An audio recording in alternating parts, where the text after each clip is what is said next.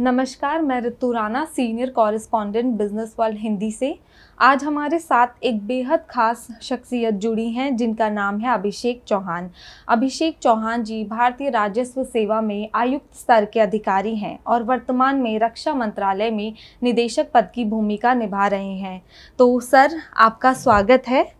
आज हम अभिषेक चौहान जी से उनकी पुस्तक उड़ चल अपने देश के बारे में चर्चा करने जा रहे हैं। अभिषेक चौहान जी ने इस पुस्तक में ग्रामीण और हिंदी भाषी परिवेश को दिखाने का प्रयास किया है। इसमें युवाओं को पर्यावरण के प्रति जागरूक करने का प्रयास किया गया है और उनसे अपनी जड़ों से जुड़ने की अपील की गई है।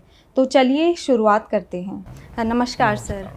तो सर, मैं आपसे जानना चाहती हूँ कि आपकी पुस्तक उड़ चल अपने देश, आपको इस पुस्तक को लिखने के लिए प्रेरणा कहाँ से मिली? क्या इसमें आपके व्यक्तिगत अनुभव हैं या कुछ ऐतिहासिक घटनाओं से आपको प्रेरणा मिली? ये आपका जो प्रश्न है उसके उत्तर में आपकी तीनों ही बिंदुओं का समावेश है। ये पुस्तक लिखने की प्रेरणा जो है, बेसिकली इसका जो मुख्य कारण है कि मुझे जनरली जो हमारा ब्रज बुंदेलखंड का क्षेत्र है, बचपन से ही मेरी परवरिश इस क्षेत्र में हुई है, तो मुझे बहुत ज़्यादा लगाव है इस क्षेत्र से।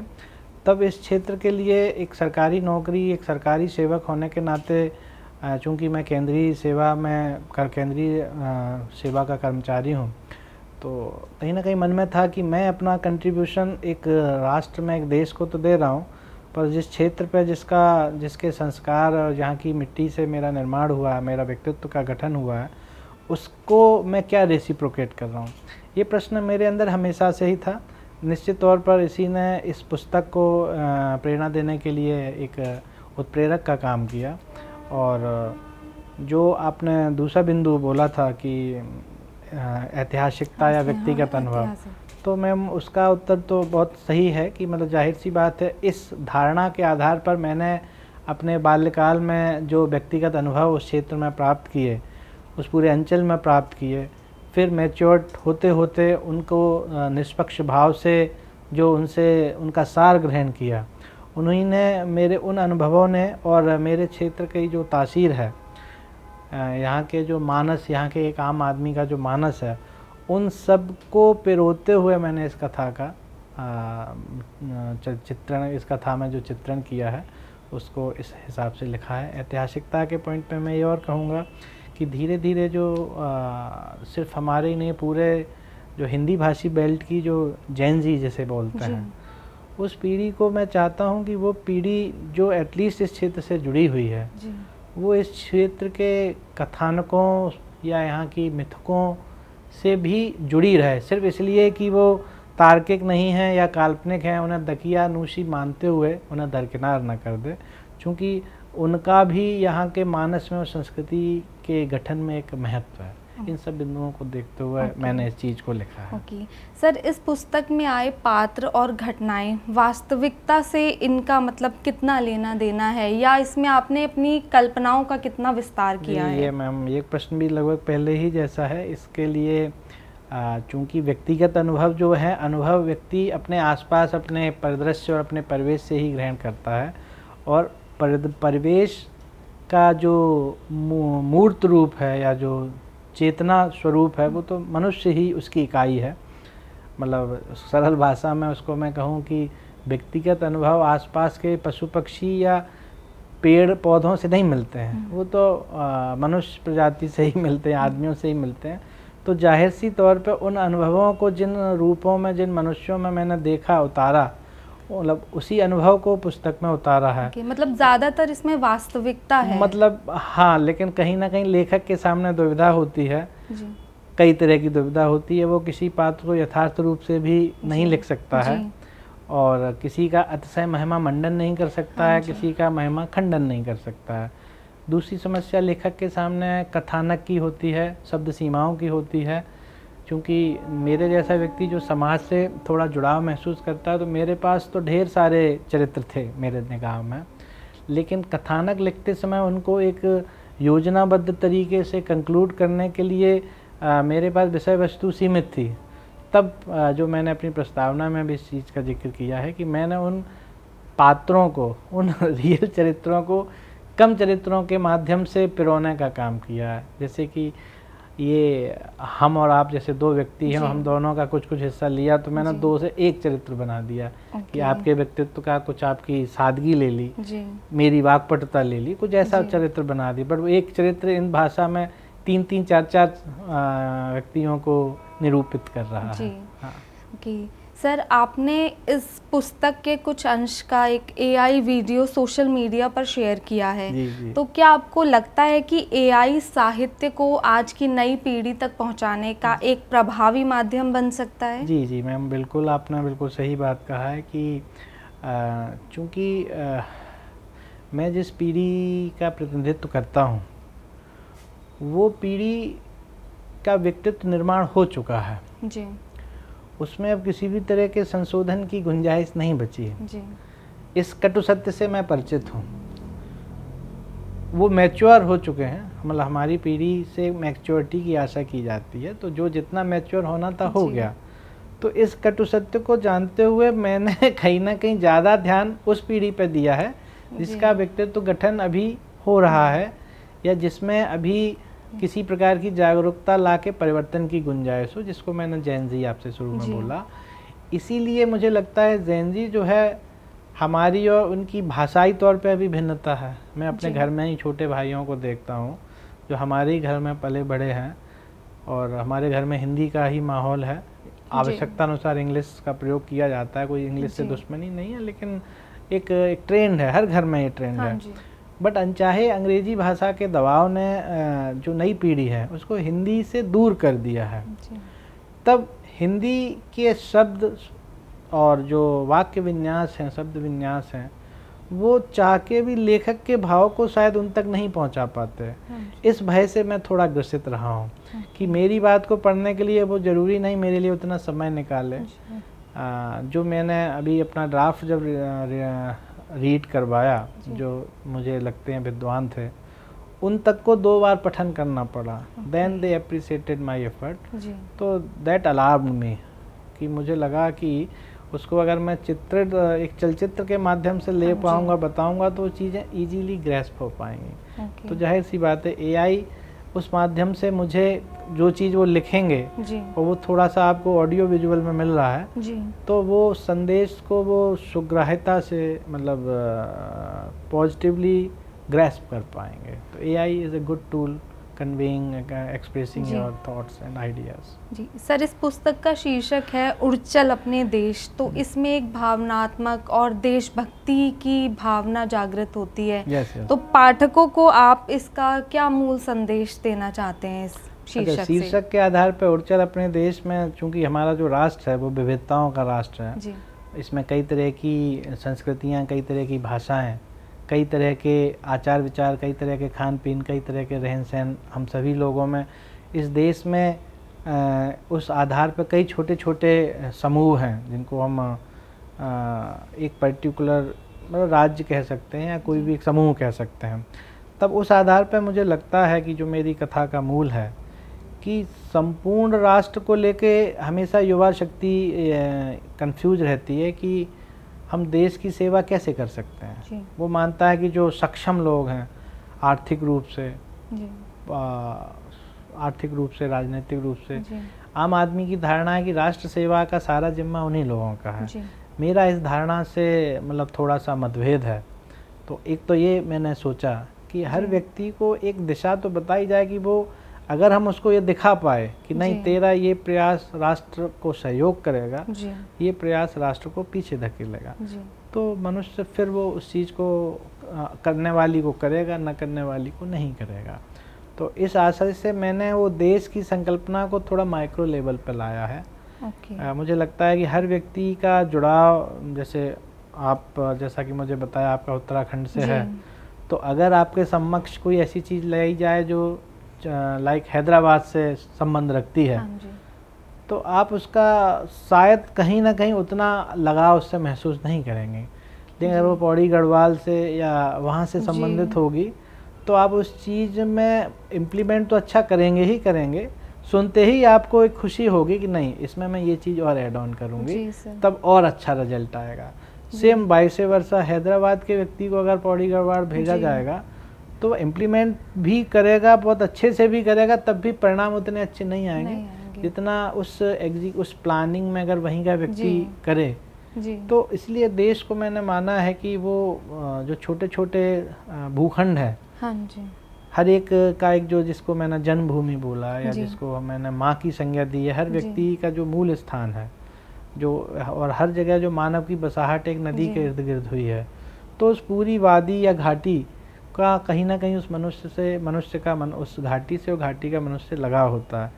सिर्फ उस संबंध को जागृत करने का प्रयास है कि आप कहीं भी काम कर रहे हैं, आप कहीं भी नौकरी कर रहे हैं, आप कहीं भी चले जाएं रोजगार के लिए, लेकिन आप मानसिक रूप से अगर अपने आप को थोड़ा सा अटैच या लगाव महसूस करते हैं तो अपने आप आपका दखल वहाँ रहेगा, आपकी विचारों का इनपुट उस क्षेत्र को मिलता रहेगा, वो भी आपके लिए उस क्षेत्र की जो ऋण है, एक तो आप अपना ऋण वापस कर पाएंगे और वो क्षेत्र विकसित होगा तो राष्ट्र विकसित होगा। मतलब सच में पाठक इसमें भावनात्मक रूप से, भावनात्मक रूप से जुड़ हाँ, रहेंगे। इसीलिए मैंने उसको कहा कि वो है क्षेत्रीयता, कोई क्षेत्रीयता के तौर पर राष्ट्र की भक्ति, राष्ट्र भक्ति के बढ़ाने का प्रयास है।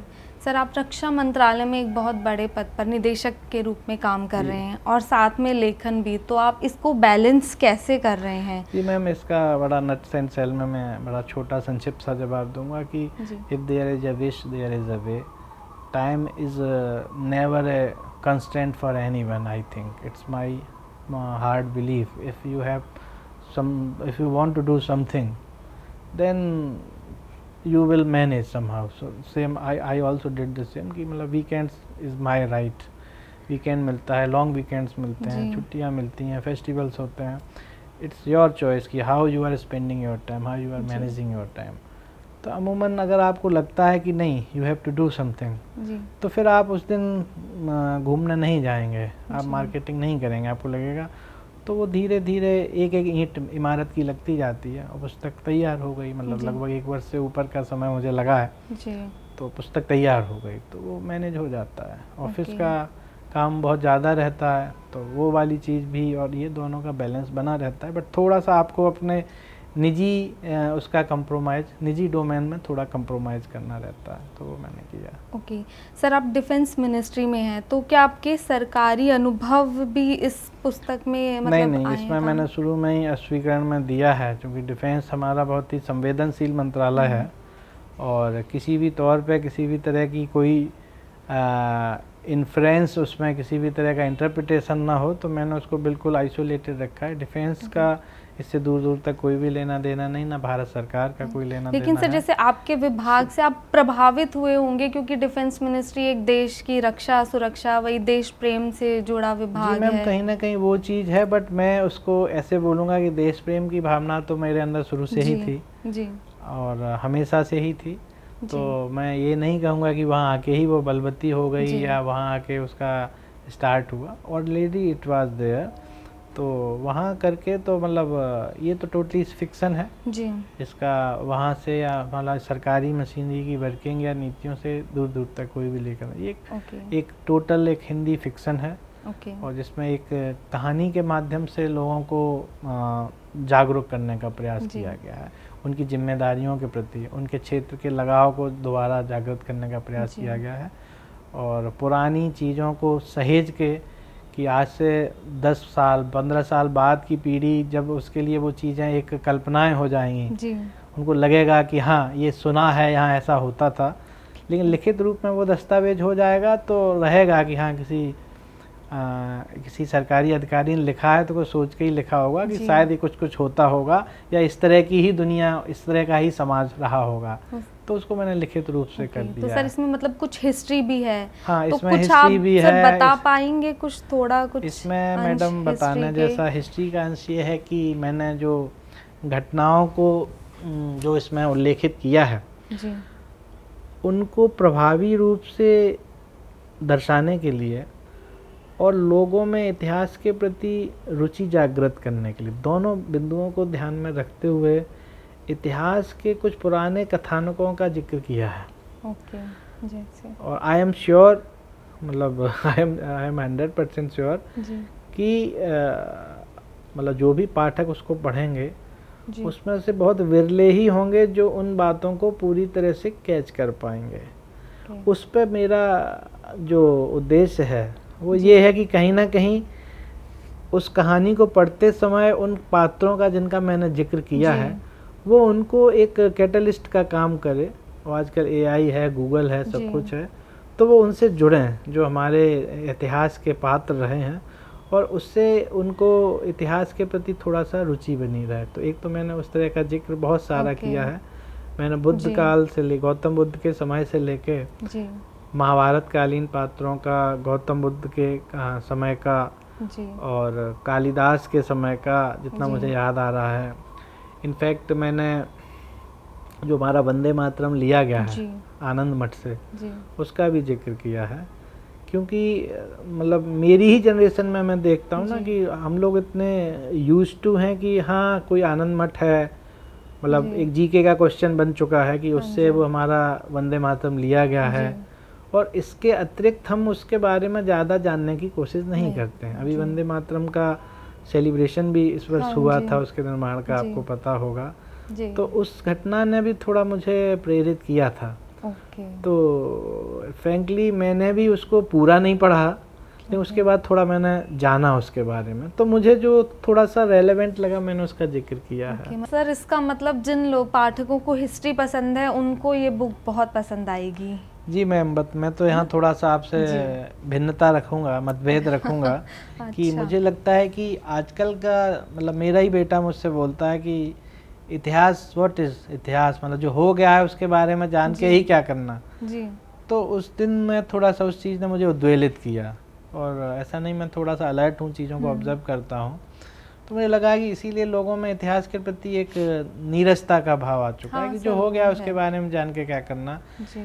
अब ये एक तर्क वितर्क का विषय है, तो उसके बाद कौन किसकी बात मानेगा, और हर एक व्यक्ति हर एक से नहीं अपनी बात कन्विंस कर सकता है। जी। तो समझदारी है कि अपने भाव को, अपने मत को आप पुस्तक में पिरो दीजिए। जी। अगर उस भाव को में सच्चाई होगी, गहराई होगी, तो समझने वाला समझ जाएगा। इतिहास कभी भी निरर्थक नहीं हो सकता, इतिहास हमेशा रिपीट होता है, ये हम सभी जानते हैं और जी। मानते हैं।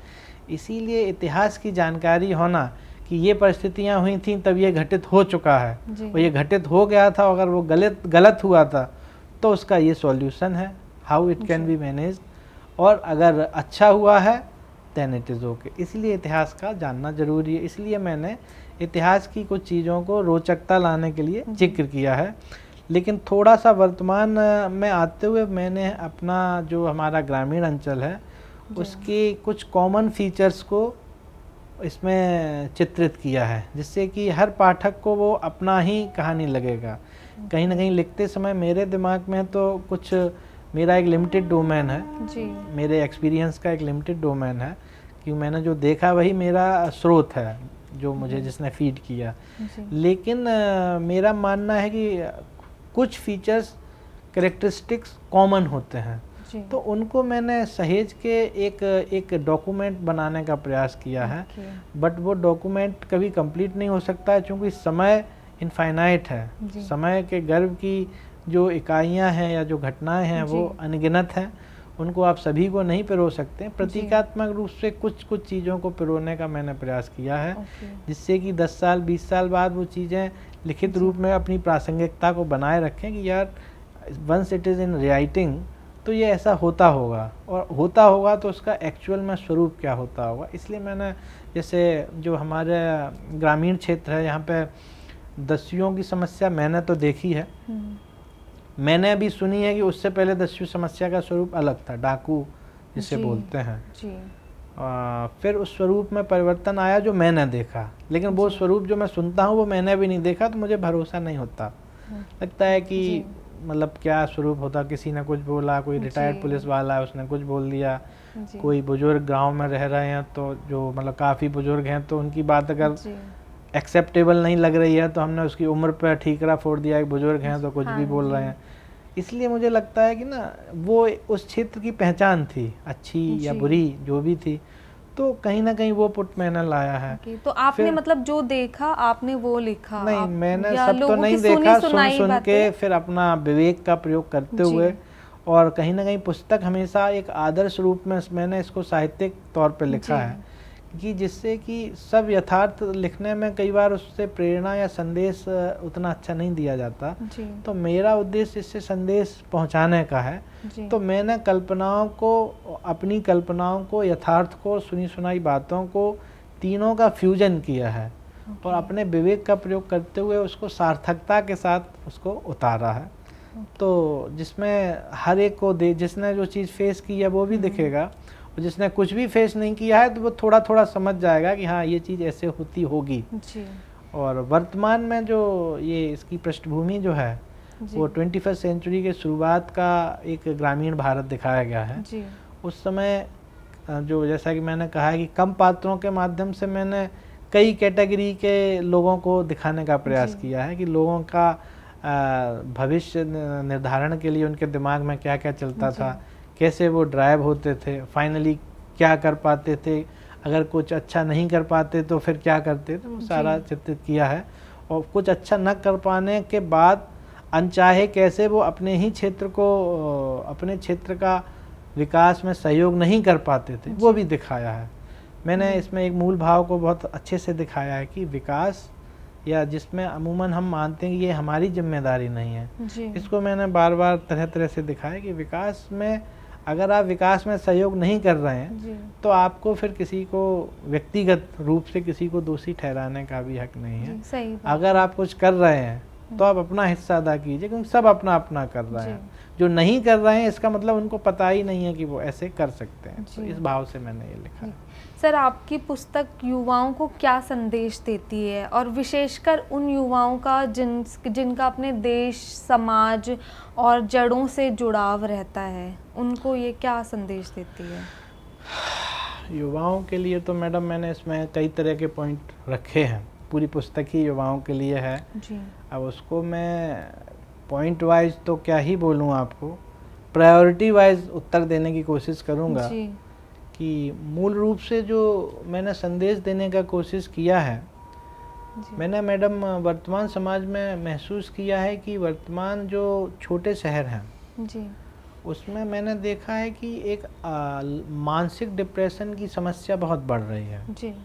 पहले उससे बुजुर्ग लोग ही प्रभावी होते थे, अब मैंने देखा अच्छे खासे युवा लोग जो हैं, जो हट्टे कट्टे हैं, देखने में स्मार्ट हैं और बोलने में इंग्लिश फ्लुएंट बोल रहे हैं, बट एक्चुअल में वो हेल्दी नहीं कहे जा सकते। मेडिकली आप उनको अनफिट या पागल भी नहीं कह सकते जी। तो युवाओं का मेरे लिए सबसे बड़ा संदेश है, कोई भी व्यक्ति जो इफेक्टेड है वो कभी एक्सेप्ट नहीं करता जी। कि वो, मतलब उसको मैं पागल भी नहीं कहूँगा, मतलब लेकिन वो हेल्दी भी नहीं है मेंटली। तो उनको ध्यान में रखते हुए मैंने कहानी में इस चीज़ का लाया है कि जिससे उस चीज़ को लोग समझ पाएँ कि जो व्यक्ति उस कंडीशन में नहीं है वो इस जिम्मेदारी को समझें कि वो लोग जो इस कंडीशन में जा चुके हैं उनके लिए अपनी जिम्मेदारी को महसूस करें। वो वर्ग को सिर्फ थोड़ा सा अटेंशन चाहिए रहता है, अगर उसको अटेंशन मिल रहा है तो he will remain in control. और जो हो चुका है उसका तो मुझे नहीं पता कैसे होगा, बट उसको क्या, क्योंकि वो लोग अभी कम हैं, अवसादग्रस्त लोगों की संख्या अभी कम है, but day by day it is increasing, उनमें संख्या में इजाफा हो रहा है। तो अभी तो ज़्यादातर लोग हेल्दी ही हैं, तो वो पूरा युवा वर्ग जब ये समझेगा कि नहीं, मुझे मेरी एक जिम्मेदारी है, इसीलिए मैंने पूरे देश को छोटे छोटे टुकड़ों, छोटी छोटी इकाइयों में देखा है कि मैं बार बार कहूँ कि आप अपना जो भी आपका मूल निवास है, उत्तराखंड अल्मोड़ा या पिथौरागढ़ जो भी है, वहाँ के लोगों को आप दिमाग में सोच भी सकते हैं, उनके बारे में आपको जानकारी भी होगी और आप असेस भी कर सकते हैं कि यार ये तो ऐसा नहीं था जी। जैसे मैं कई बार जाता हूँ, मैं हर जब 5-6 महीने बाद घर कभी जाता हूँ तो मेरे दोस्त हंसते हैं, उनको पता है कि मेरा एक ही काम रहता है, उनको बोलता हूँ 6 महीने में कितने लोग बढ़ गए मुझे बताओ। तो वो बाकायदा मेरा, मतलब सबको पता है, बाकायदा मुझे बताते हैं कि उस मोहल्ले में 2 पागल बढ़ गए। वो हंस के उन्हें पागल बोलते हैं कि वो क्रैक हो गए। अब क्रैक कैसे हो गए कि वो डिप्रेशन में चले गए। और मैं खुद देख रहा हूँ पिछले 4 साल में, मतलब मुझे लगता है कि पहले अगर 20 थे तो वो संख्या 40 पे पहुंच चुकी है, जी सर, क्योंकि ये मेरा बहुत बड़ी डोमेन है, समस्या बनती जा रही ये है बहुत बड़ी डिप्रेशन की समस्या है। तो। उसके रीजन्स की बात अभी मैं नहीं करता, जी। रीजन सबके लिए उसके अलग अलग हाँ हैं, जी। लेकिन उनका इलाज यही है कि उनको, अगर आप जैसे मैं किसी को देखता हूँ ये उस कैटेगरी का है, जी। तो मैं उसको थोड़ा सा जॉली नेचर से डील करना हूँ, जी। तो मेरा ये मुझे ड्यूटी है, ये मैं करता हूँ, तो मुझे लगता है यही है जो उसको थोड़ा हीलिंग दे सकता है। ओके। तो युवाओं के लिए संदेशों में तो बहुत संदेश हैं, लेकिन जी। जो करने जैसा है वो एक मैंने इस चीज़ को बहुत हाईलाइट किया है ओके। कि इस चीज़ पे हर युवा को ये करते हुए वो खुद भी हेल्दी रहेगा जी। और दूसरे के लिए भी अपना बहुत कर पाए। ये तो एक है जो मैंने एक सीधा टारगेट जो मतलब एक देने बहुत की बड़ी समस्या भी इसमें उसको है ना, हाईलाइट उसको करने की छोटे मिलेगा। से कोशिश की है, जी। और उससे कई तरह की चीज़ों से हम बच पाएंगे। एक पूरा जो राष्ट्र की युवा शक्ति है, अगर वो इस दिशा में जा जी। रही है, तो कहीं ना कहीं एक एक यूनिट भी एक आदमी अगर अपने जीवन में बचाता है जी। तो वो एक बड़ी संख्या बचेगी। जी। अगर वो सही रहेगा तो देश में खुद सही रहेगा तो कुछ तो कंट्रीब्यूट करेगा। जी। डिप्रेस्ड आदमी खुद भी कुछ नहीं करेगा और अपने आसपास भी किसी को कुछ नहीं करने देगा। जी। तो ये मेरा एक बड़ा विषय है। सर, हमने देखा है कई पुस्तकों पर फिल्में बनी है, वेब सीरीज़ बनी है, तो भविष्य में अगर आपकी भी इस पुस्तक पर वेब सीरीज़ या कोई फिल्म बनती है तो आप दर्शकों तक प्रमुख रूप से मतलब क्या संदेश आप पहुंचाना चाहेंगे उस मूवी के माध्यम से? जी, ये तो मैम आपने बड़ा अच्छा प्रश्न पूछा, कई लोग मुझसे पूछ भी चुके हैं। हाँ, मूवी, मैं तो फील्ड का एक्सपर्ट नहीं हूँ, पर लेखक तो चाहता है कि उसकी चीज़ का अगर किसी को इस योग्य लगती है तो ज़रूर बननी चाहिए जी।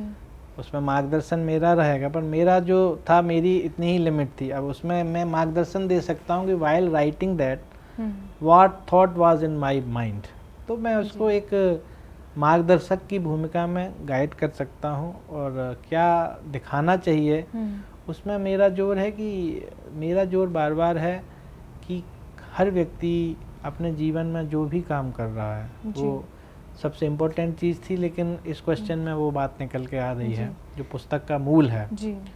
वो चर्चा भी हमारी आपकी नहीं हो पाई कि हर व्यक्ति आज के समय में सुबह से शाम तक पूरे सप्ताह पूरे महीने सिर्फ रोजी रोटी के इर्द गिर्द ही उसकी एक्टिविटीज़ और उसका चिंतन रहता है जी। और वो ना होना एक अपराध मान लिया गया है। अगर कोई ऐसा ना करे जी। तो उसको निकम्मा या बेवकूफ़ मूर्ख कुछ भी कहा जा सकता है कि बहुत गैर जिम्मेदार आदमी अपने परिवार की नहीं सोचता है। कुछ हद तक ये बात सही भी है। मैं इसको एक स्टेप आगे ले गया हूँ कि परिवार में सिर्फ समझ की बात है। जिस दिन आप अपने पर्यावरण को भी अपने परिवार का हिस्सा मानेंगे, इसीलिए मैंने उसे माँ की संज्ञा दी है। जो आप अपनी माँ के लिए सोचते हैं या करते हैं, आप जब अंदर से सोचें कि आप एडल्ट हो गए या आप 30 साल के हो गए, 40 के हो गए, आपने इस दिशा में कभी कुछ सोचा? अगर सोचा तो क्या किया?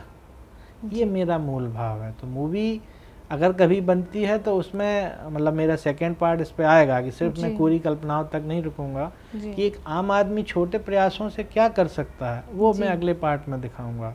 कि ऐसा नहीं कि सिर्फ एक सेंसेशन फैला के बात ख़त्म हो जाएगी, वो मुझे पसंद नहीं। लेकिन ईश्वर ने अगर शक्ति दी और समय दिया, साहस दिया, प्रेरणा दी, तो वो जब कभी आएगी वो सारी चीज़ें, पर उतना समय मिलना, उतना एक मेंटल स्टेटस उस तरह का बना रहे। तो मैं उससे यही संदेश देना चाहूँगा कि एक हमारे यहाँ कहावत है, अकेला चना भाड़ नहीं फोड़ सकता।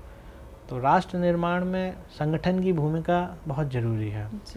तो सीरीज़ में या पुस्तक में भी, जाहिर सी बात है सीरीज़ भी पुस्तक पे ही बनेगी, जो मेरी पुस्तक में है, like minded people must come on the same boat, only then national building जो है, नेशन राष्ट्र निर्माण है, वो तभी हो सकता है कि एक सोच के लोग जो पर्यावरण के प्रति अपनी जिम्मेदारी को समझें, अपने अधिकारों को वरीयता कम दें, अपने कर्तव्यों को वरीयता ज़्यादा दें और अपने क्षेत्र के प्रति सजग रहें। ये बात कहना कि पूरे राष्ट्र के प्रति सजग हैं, ये बात अच्छी है, लेकिन मतलब राष्ट्र के प्रति सजग एक आम व्यापारी है या कोई टीचर है या कोई वकील है, तो उसको वो समझ नहीं आता कि उसकी वो चीज़ राष्ट्र में कैसे कर रही है। जी तो उसका कन्विंस होना ज़रूरी है कि जी राष्ट्र छोटी छोटी इकाइयों से बना है, जी तो उस छोटी छोटी इकाई में उसकी राष्ट्र सेवा उसके आसपास के लिए है। आसपास का दो हिस्सा है, मूर्त और जी। अमूर्त। मूर्त रूप में मैं मानता हूँ कि जो जो हम लोग जिनको देख पा रहे जी हैं, जो देख पा रहे हैं, जिसको बोलते हैं ह्यूमन रिसोर्स हो गया जी या ये सारी चीज़ें हो गई, तो उसमें मैंने आपको बोला कि अगर लाइक माइंडेड पीपल लोग जो अपने आसपास किसी भी तरह की कोई वैसी चीज़ हो रही है जिसको लेके जी। वो अलर्ट हैं, तो उसमें कंट्रीब्यूट कर सकता है, उन पर जी लोगों को अलर्ट कर सकता है, थोड़ा जी। सा जागरूक कर सकता है। अमूर्त रूप से जागरूकता है प्रकृति के प्रति, जी कि आपके आसपास कहीं अनजाने जाने में कोई ऐसी एक्टिविटी हो रही है जो आपके ही पर्यावरण को नुकसान पहुंचा रही है। जी। अगर ये चीज़ हम लोगों तक पहुंचा पाए हाँ जी। तो हर व्यक्ति एक हमारे लिए विसिल ब्लोअर का काम करेगा। और जी। राष्ट्र निर्माण जितनी गति से होना चाहिए, चूँकि जी। हमारे प्रधानमंत्री जी का मानना है कि 2047 में जाहिर है, आई एम श्योर कि हम एक विकसित राष्ट्र होंगे, तो उस गति, उस लक्ष्य को पाने के लिए ये जो अवरोध हैं, जी इंडिविजुअल यूनिट भी थोड़ी सी सतर्कता से, मतलब हर व्यक्ति अपनी रोजी रोटी का काम करने के अलावा बाकी टाइम तो फ्री है ना, 7-8 जी। घंटे के बाद तो फ्री है, उसमें वो एक प्रहरी बने, एक पहरेदार बने, पर्यावरण का पहरेदार जी। बने, समाज का पहरेदार बने। तो राष्ट्र विकास में हम लोग हो सकता है 2047 में विश्व की सबसे बड़ी अर्थव्यवस्था और जी। सबसे सशक्त राष्ट्र के रूप में खुद को स्थापित कर पाए। जी। इसी आशय के साथ मैंने इस बुक को लिखा है, और ईश्वर जी। प्रेरणा देगा तो आगामी अंक में मैं उस प्रयास को और अच्छे से पाठकों के सामने लाऊंगा। जी सर, इस पुस्तक में जो पात्र हैं, क्या उनमें कोई ऐसा नायक की भूमिका में भी है? हाँ जी, नायक है, बट मैं मानता हूँ कि हाँ, मेरा इस पुस्तक के बैकग्राउंड में मैंने काफ़ी सोचा, जी तो नायक मैं उसको बोलूँगा, मैं उसको केंद्रीय नायक बोल सकता हूँ, जी बट मैंने नायक किसी एक व्यक्ति को इसमें नहीं रखा है। जी। नायक मैंने व्यक्तियों के समूह को रखा है। ओके। हाँ, लेकिन फिर भी केंद्रीय नायक है, क्योंकि विचारधारा को संचालित करने के लिए तो कोई व्यक्ति हाँ ही जी। चाहिए, जी पर नायक का भाव भी एक चीज़ों को अनचाहे में कहीं ना कहीं प्रदूषित कर देता है। जी। नायकवाद कब अधिनायकता में परिवर्तित हो जी। जाता है, ये मानव का सबसे कमज़ोर स्वभाव है। जी। इसका मैंने बहुत ध्यान रखा है, इसीलिए हमेशा समूह और संगठन की बात मैंने की है। जी पर समूह भी व्यक्तियों से बनता है, हाँ और व्यक्तियों जी। की हायरार्की होती है। जी उस आधार पर हायरार्की के सबसे ऊपर वाले को क्योंकि मानव नायक देखने का आदी हो चुका है। जी हम लोगों की प्रकृति है कि हमें नायक देखना है। जी। तो मैंने नायक किसी एक विशेष व्यक्ति को नहीं रखा है, केंद्रीय रूप से मेरा नायक है, इसका नाम ओमकार है। ओके। और जी। ओमकार के अपने एक ग्रुप्स के लोग हैं, वो सारे ही नायक हैं, सबकी अपनी अपनी भूमिका है। तो सर, जो ये पात्र ओमकार हैं, जी। अगर इन फ्यूचर आपकी इस पुस्तक पर कोई मूवी बनती है तो आप हाँ। किस सेलिब्रिटी को ये तो देखना मैडम आपने चाहेंगे? प्रश्न पूछा, मैं आपको डबल थैंक्स बोलूँगा। अभी परसों मेरा कुछ लोगों से परिचय जी। था, जो हमारे गजेंद्र चौहान जी हैं, जो युधिष्ठिर के रोल में थे, हाँ उनसे जी। अभी रोहतक में किसी यूनिवर्सिटी में वाइस चांसलर हैं, आई जी। थिंक वाइस चांसलर हैं जी शायद, उनसे भी मेरी चर्चा हो रही थी। जी और मेरे कई दोस्तों से मेरी बात हो चुकी है। जी। मैं हिम्मत नहीं कर पाया, पर मेरे जो हाँ खास दोस्त थे, जी मेरे जो खास दोस्त थे, उनसे मैं काफ़ी देर सोचता रहा। तो मुझे लगता है कि चूँकि मैं जब कॉलेज में था, जी उस समय एक स्वदेश मूवी ने मुझे बहुत इंस्पायर किया जी। था। ये it's time to take this on record. मेरा मानना है कि अकेले में की गई तारीफ और एक्सेप्टेंस की कोई वैल्यू नहीं होती। कई बार हम लोग जी। पब्लिकली बोलने में शर्मा जाते हैं, हाँ वो भी एक जी। अपराध है। जी किसी के लिए अच्छा बोलना पब्लिकली बोलने में ही मैटर करता है। जी। तो आई होप आप समझ गए होंगे। मैंने काफ़ी सोचा, लेकिन मेरी हिम्मत नहीं पड़ी। तो मेरे कुछ दोस्त जी। बॉम्बे में हैं, हाँ जो जी। इस लाइन से जुड़े हुए हैं। अब जी। उनका भी उतना कितना है मुझे नहीं पता। तो मतलब मुझे लगता है कि Shahrukh ji will be the best Okay, too great. Portray Omkar, क्योंकि ओमकार के कैरेक्टर को, और मुझे बाकी और भी हो सकते हैं, बट जी मेरी चॉइस में मतलब मुझे लगा, मैंने कहा मैं तो बेस्ट की बात करूंगा। तो जी। स्वदेश मूवी में आई हैव सीन हिम, तो मेरा जी। नायक देसी और आधुनिक दोनों का कॉम्बिनेशन है। ओके इसलिए मुझे शाहरुख जी को मैं ऑलरेडी उस रूप में देख चुका हूँ। ओके सर, ये तो बहुत बाकी अच्छी तो चीज़ मतलब है। रणवीर जी भी उसमें अच्छे हो सकते हैं, जी। आमिर खान भी हो सकते हैं। जी मतलब मैंने शाहरुख और आमिर को ज़्यादा उसमें मुझे अच्छा लगा, but Shahrukh Khan will be the best in this role. Abhishek Chauhan ji ने इस पुस्तक में ग्रामीण और हिंदी भाषी परिवेश को दिखाने का प्रयास किया है। इसमें युवाओं को पर्यावरण के प्रति जागरूक करने का प्रयास किया गया है और उनसे अपनी जड़ों से जुड़ने की अपील की गई है। ये थी हमारी सर के साथ आज की चर्चा।